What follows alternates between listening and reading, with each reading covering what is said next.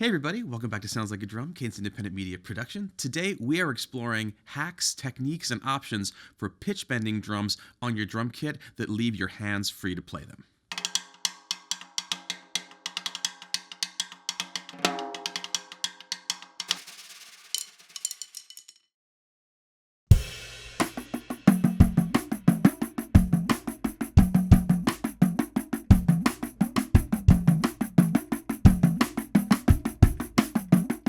Drums, when we first tune them up, make one sound when you hit them in terms of a pitch, and there's lots of little tricks and techniques that people use with their hands, their elbows, all sorts of things to bend that pitch into another and elicit more notes and tones out of the drum set. Today, we're not doing any of that. We're going in a completely other direction. We want to utilize other kinds of options, packs you might call them, and other parts of the drum set, and specifically hi-hat stands today, to find ways to do this where we don't have to set one of the sticks down or lose the option to use one of our hands in the process. Two of the options today are going to utilize a hi-hat stand, and the third is actually going to use PVC rubber tubing to do some tricky stuff to the floor tom. And we're going to also make sure that we talk about both what is good, what is useful, and what is challenging about each of these. First up today, we're going to utilize a Pandeiro, which is a Brazilian tambourine, inside of the bottom of a Baldman percussion junk hat.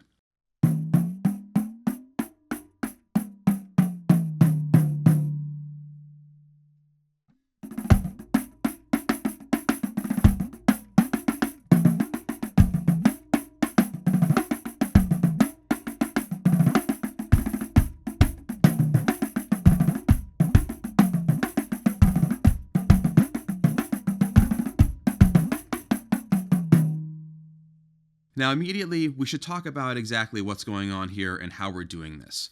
We removed the normal head, the rawhide head from this Pandeiro, and put a standard 10-inch tom head on there. Fit perfectly, no trouble there. We then drilled a hole in this batter head and inserted a hi-hat clutch there, which is mounted onto the post of the hi-hat stand so that when we use the pedal of the hi-hat, it's either pressing down or lifting up pressure onto the center of the head of the Pandeiro.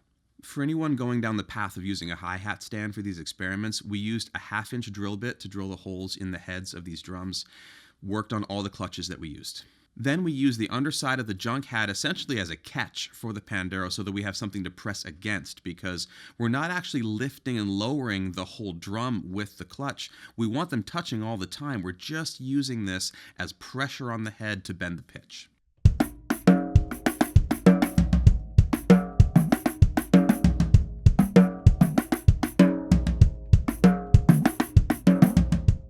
Now, the great thing about this is we didn't have to do a whole lot of invasive surgery to any part of our system here other than drilling a hole in that Pandeiro head and then putting it on a clutch. This goes right onto the hi-hat stand super easily, and right away you can hear that you can get a lot of tones out of it. You can kind of rim shot on there if you want to. And overall, this was the most readily easy one to put together. We need to give an extra special shout out to Arthur Dubois on Instagram for giving us the inspiration for trying this out. His channel has a lot of great experiments like this.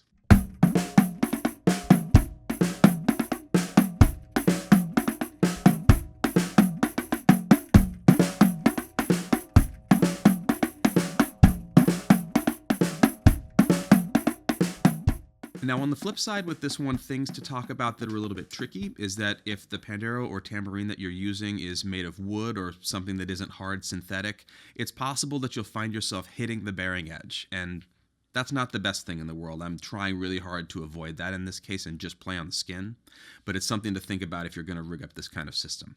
The other thing to think about here is which head you choose. Realistically, drilling into a rawhide head isn't a great idea, so using something akin to a tom batter is the way to go here. Just like with a tom, any choices you make with that head are going to affect the behavior and the sound, so do feel free to experiment. We went with a G1 today because it feels sort of like a nice baseline to start with. Lots of options. Additionally, something to think about that we noticed as we were setting this up today is that the height of the rig here, the height of the hi-hat stand, is really affecting the playability of this and being able to get over the top of it. I did find my hands running together a little bit when we were demoing it, so feel free to both play with the height of that and also the tilt of it to make sure that you get a good angle of attack. Additionally, the height of the base of your hi-hat stand it was something to contend with this one, but it's going to come into larger play later on with one of the other experiments. Next up, the one of these that I was familiar with before we started shooting today, which is PVC pipe, soft tubing basically, that goes into the vent on a floor tom so that you can blow into it or suck the air out of it, changing the sound of the drum in a lot of ways.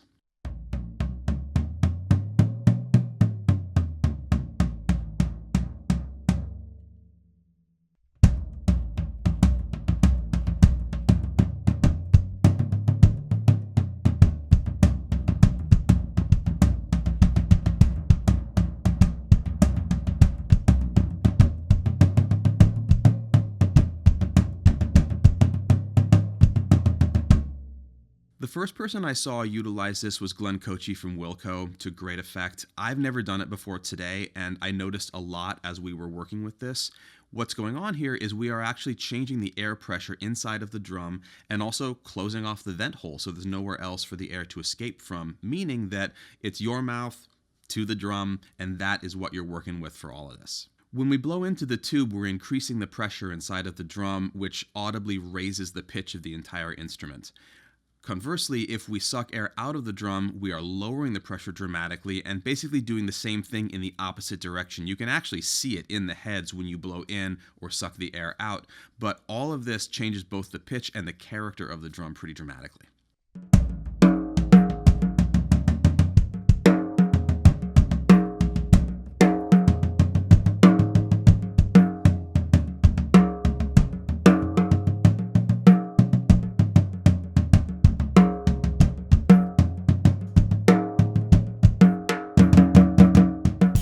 Now, things to know about this one, which I was thinking as I was on the way to the studio today, is that we as drummers are obviously breathing when we play.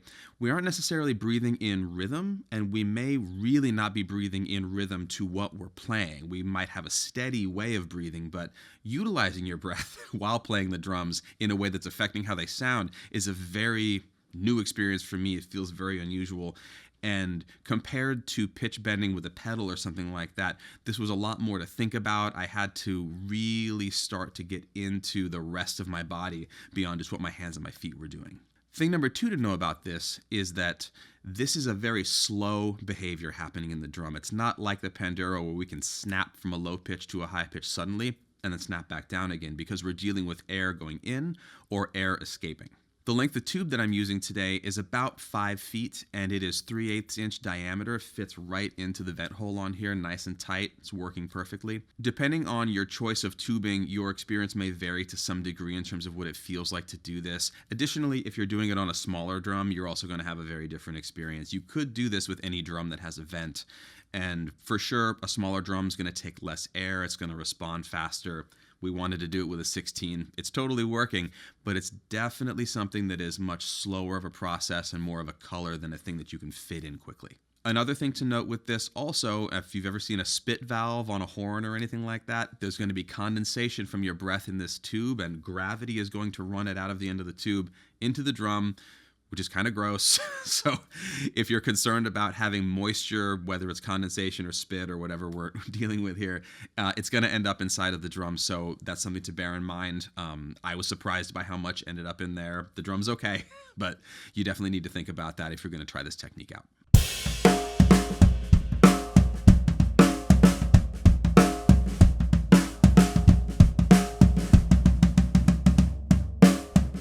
And number 3, I was really excited about this one. Running a hi-hat stand up from underneath of a floor tom and doing similarly to what we did with the Pandeiro, putting a clutch in the batter head and manipulating it with the pedal.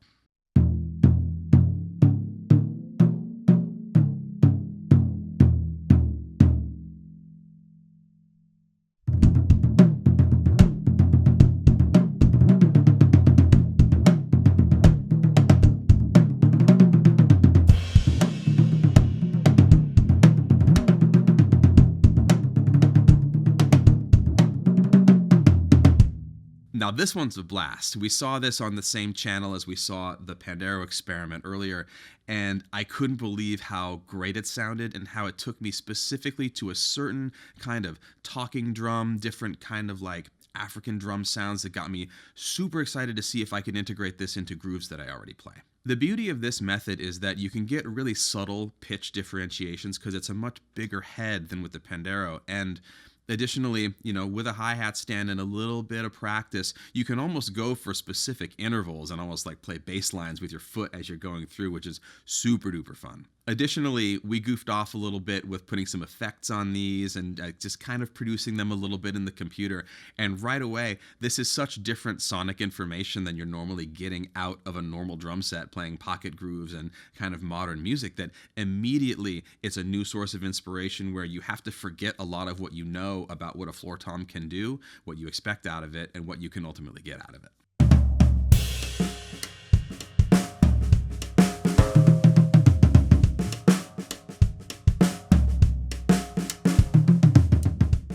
Now, on the other hand, we did have to make a couple of little concessions because of the nature of the equipment that we're using here. We chose the 14-inch drum from our Drummer's World nesting kit that we have here at the studio because we just wanted to take the bottom head off, seemed super simple, and we ran into immediately the fact that our hi-hat stand was too tall to get underneath the batter head. So what we ultimately did was remove the upper part of the hi-hat stand, leaving the bass and the post, since we didn't need to mount a bottom cymbal on the stand for this experiment. And then secondarily, we mounted this on True Vibe feet so that there is a lot of resonance, but also it's getting it higher up off the ground, so we have enough wiggle room to get this part of the stand underneath and be able to push the head up and down.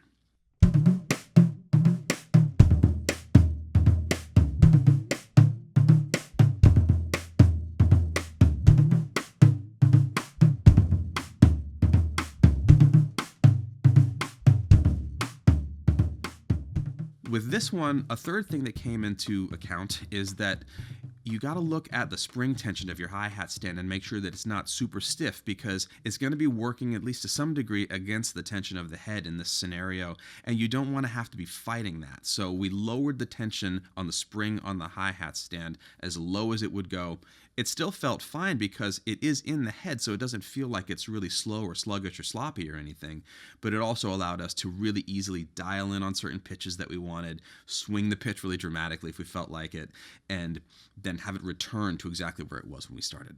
This is definitely the most invasive one of the setups from today, both in terms of what we had to do to the drum, to the hi-hat stand, and maybe most importantly, in terms of the limitations of where we can put it on the kit, since it is based around a pedal, and it needs to be somewhere where we can operate it with our foot. If you've ever seen anybody, say maybe Marcus Gilmore, who uses 2 hi-hat stands at once sometimes, you do have to start to explore your own technique and figure out what you can actually manage in terms of where you can put something as unorthodox as this. We can't put it in a rack tom position. It would be uncomfortable in the standard floor tom position. It's a little tricky in a snare position. You would have to really be ready to kind of start over with how you're going to approach it. But in the end, just putting it in the hi-hat position lowered the snare drum a little bit so that I could play over the top of it if I wanted to. It worked great. Super fun.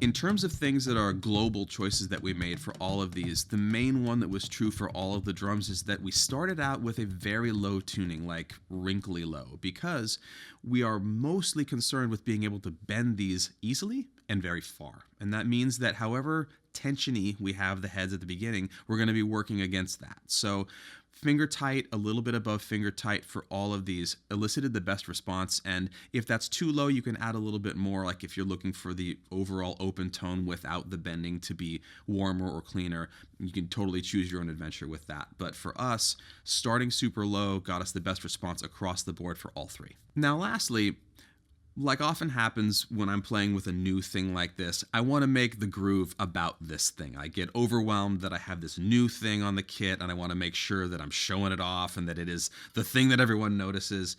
Great opportunity to make sure that you save that for the practice room, because we do need to learn our way around these things, and make sure that when you do then go and take it and use it for music, that you take a breath, maybe many breaths if you're doing the floor tom one, and try to remember that this is for music, it's for being musical, even if it's just, to reference a certain kind of like ethnic music or something like that. Dial it back, start small, bring it in a little bit, treat it like a spice, treat it like a small ingredient in the larger setup, and make sure that you utilize all of the nuances in there, because there are a lot more than just the lowest and then stomping on it to get to the highest. Everything in between, it's super interesting.